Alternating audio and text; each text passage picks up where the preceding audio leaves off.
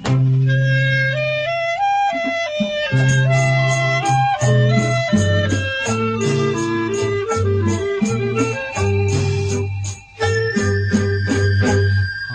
កគ្រូពេទ្យអើយមានតែអ្នកគ្រូហើយជួយសងគ្រោះជីវិតខ្ញុំ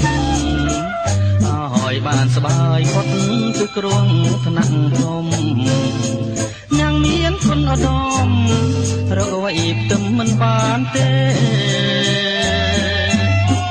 នេះជារឿងធម្មតាទេណាលោកអើយលោកគ្រូហើយខ្ញុំស្បើយចិនដាបានគុណឆ្នាំទេណាលោកណាកុំកាន់ស្មានថា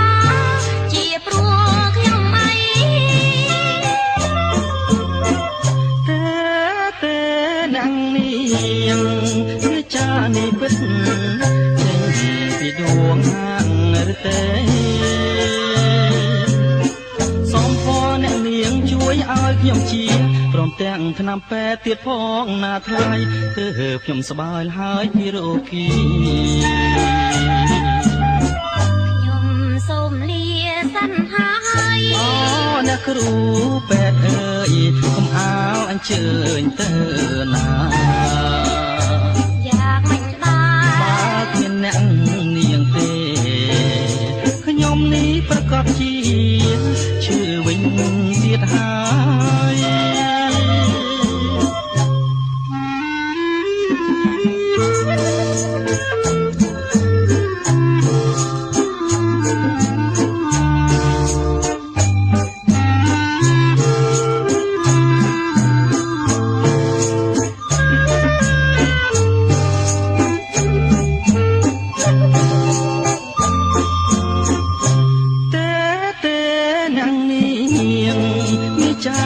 ពិត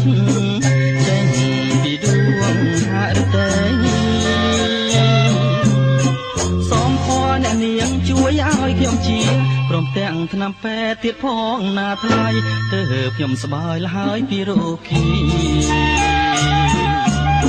ខ្ញុំសូមលាសិនហើយអូអ្នកគ្រូ